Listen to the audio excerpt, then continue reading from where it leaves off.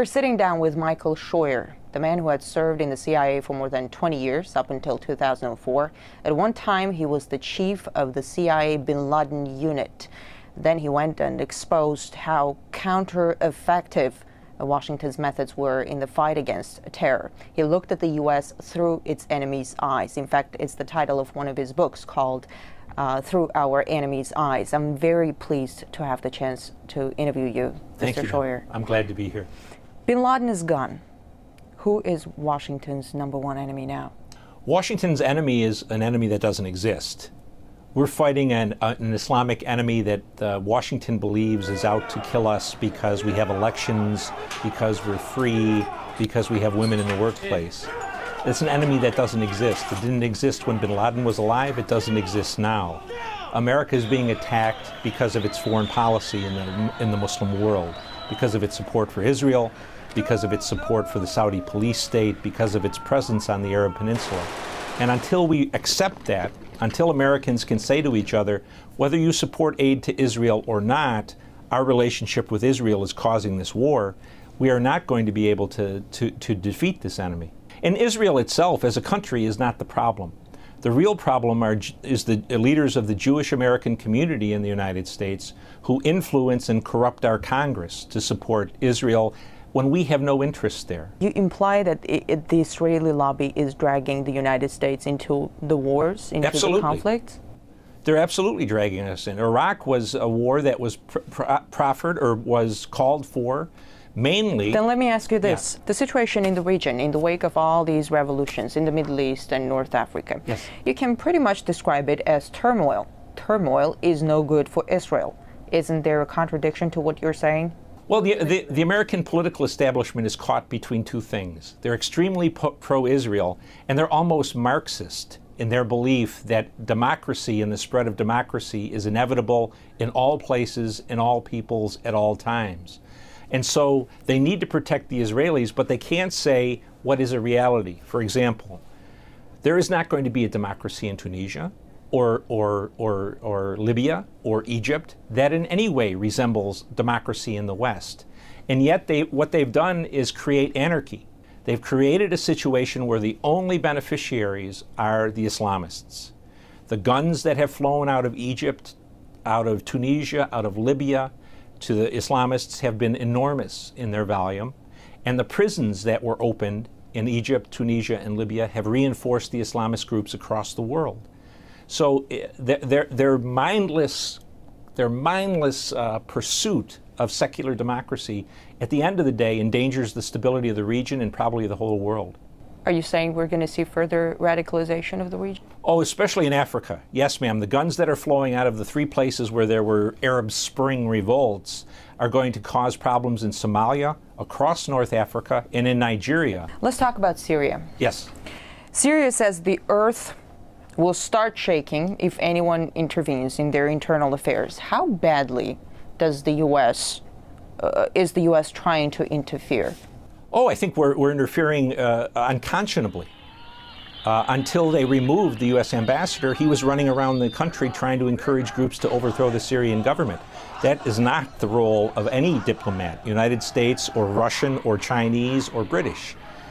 We have really very cold-bloodedly urged Syrians to get out on the street knowing that they're going to get shot down by their government. Again, Syria is a country where there is no U.S. interest.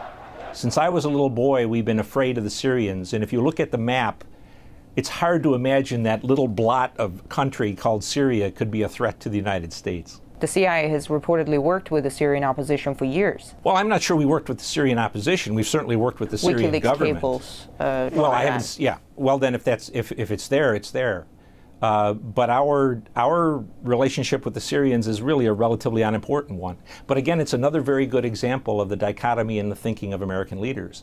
Because as we call for democracy in Syria, if Assad goes, Israel's security goes straight down. If the region becomes a complete mess, doesn't Washington see any dangers to Israel? I mean, with Iran involved, it won't be pretty. I think that's exactly right, ma'am. I don't know what the thinking is, except that they have come down on the belief that democracy is better for everybody. And the truth is, American and Western foreign policy interests in the Middle East have depended for 50 years on the maintenance of tyranny. Tyranny that gave us access to oil, tyranny that protected Israel, and in the last 20 years, tyrannies that persecuted Islamists to protect us. All of that is going by the wayside. And to the Israelis' credit, the Israelis are the only ones who have stood up and said, democracy may not be very good for our security, and they couldn't be more correct. About Iran, what's Washington's plan for Iran? Whatever Israel's plan is for Iran. Both parties, Republicans and Democrats, are deathly afraid that the Israelis will attack them off their own hook. And if Israel attacks Iran, the Americans will get blamed for condoning it, whether we did or not. So I think what we're seeing is a slow, almost inexorable advance toward some kind of a conflict with Iran. What do you make of these recent accusations that the Iranian government was trying to kill the Saudi ambassador in Washington? I'm not in a position to know whether or not the information was accurate. But when I was a young intelligence officer, I worked against Iran and Lebanese Hezbollah.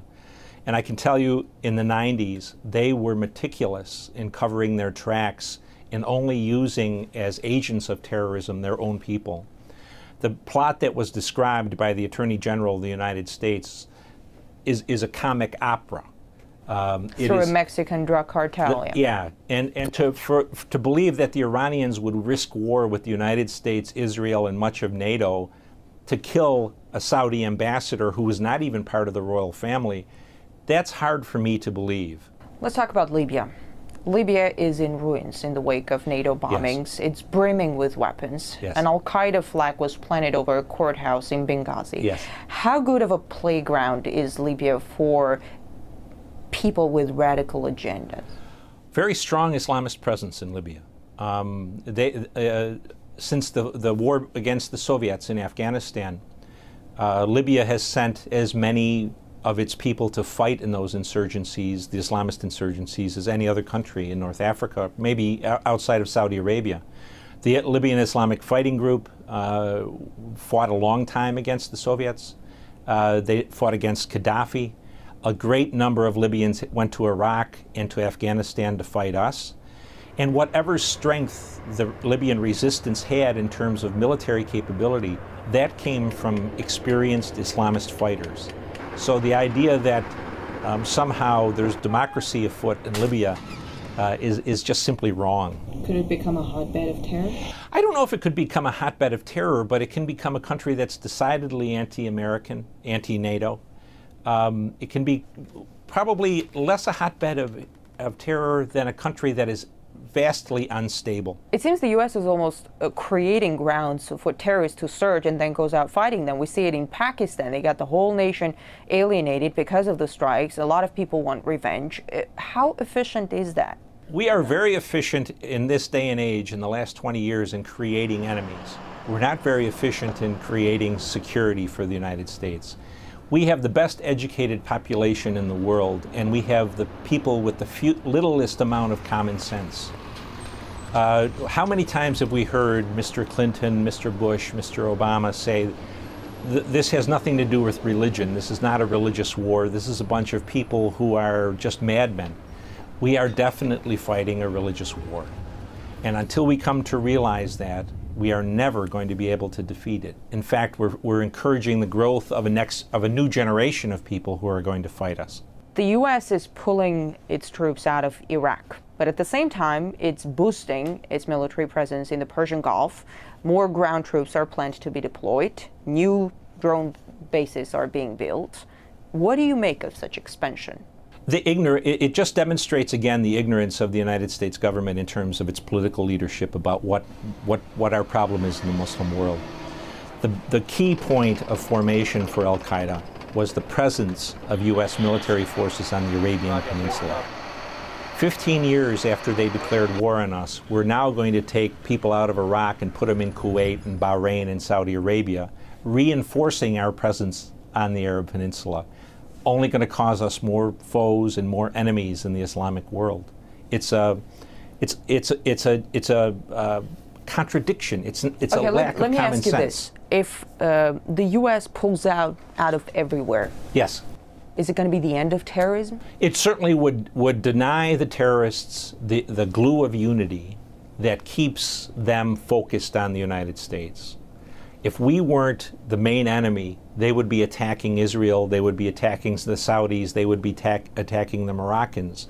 The war would be And would you say let them attack go. The Israelis and the Saudis? Let them go. Sometimes they say the Chinese will come in. I said, let the Chinese deal with these people for the next 50 years. We've had enough of it.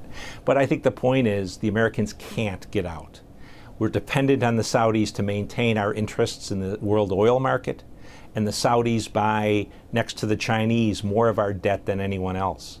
So as long as we're side by side with the Saudis and with the Israelis, we're stuck in the Middle East, and America will continue to bleed.